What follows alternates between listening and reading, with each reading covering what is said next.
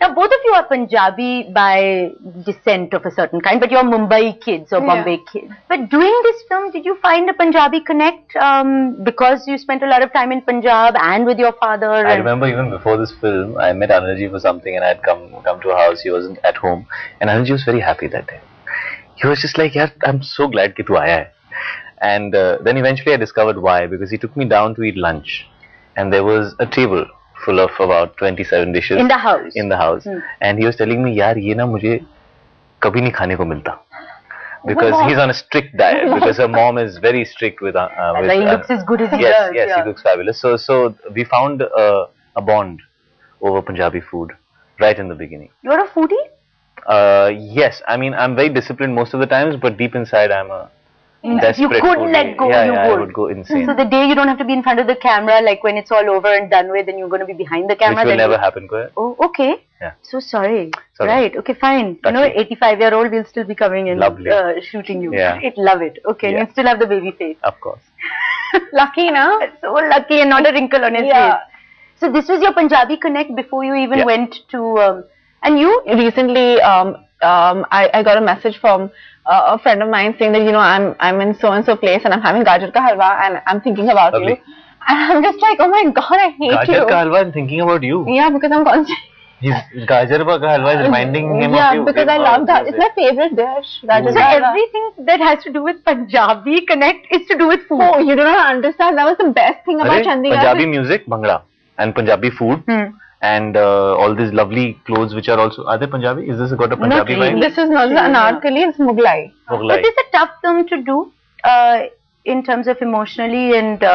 My father was directing it. Yeah. Need I say more? Was it tough? I mean, differently so for you than for you? Oh, well, differently Did you call him dad or pa on set, whatever you call him? Definitely not pa. It was dad or sir.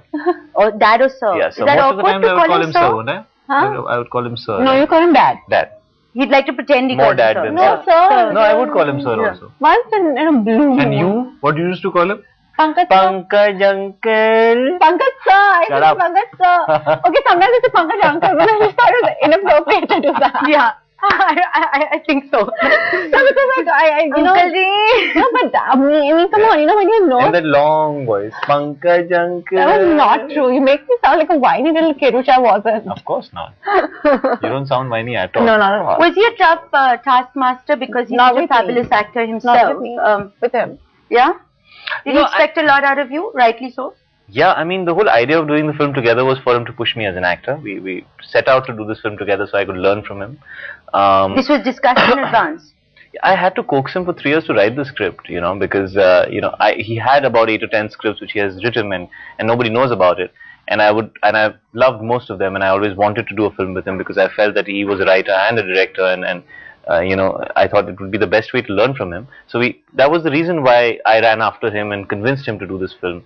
And then he wrote it for a year, and so obviously, you know, the whole idea was to be able to absorb and learn so much that he knows, because he's such a fine actor. Never a moment of like intimidation before saying that, my God, the film is written for me and my father. The first couple of days I was nervous before I started, because, you know, just getting him to say okay to a shot of mine, it was just that thought was a bit unnerving.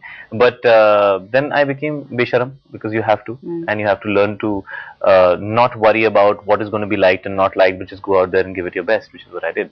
And has your relationship as father and son changed post this film? Yes, it's grown a lot. I think because I don't think under any other circumstance you'd get to spend so much time with your family. I mean, we're all working, everybody's doing different things, and you hardly get time for your family. That's one of the things that I hate about being an actor, is that unfortunately you don't get any time at home, you don't get time with family, and with God's grace we got this whole year and a half together. Of going inside each other's minds, and you know, because that's what acting is. Yes, but it's a difficult film to do, and I'm so glad that I had my family by my side while making this film rather than anybody else. What would you say would be one of like your toughest days or scenes that you had to do as Ayat? I mean, I can't talk about the scene because I think it will be revealing too much, and according to Shahid, they're constantly revealing too much about the film. No, she's given the ending away. If you put all our interviews together, you'll know the whole script of Mausam. I can't help it because she's excited. Yeah, I'm excited. Yeah. So when someone tells me that this is a character, you have to be really still, you have to have a lot of therap and a lot of composure.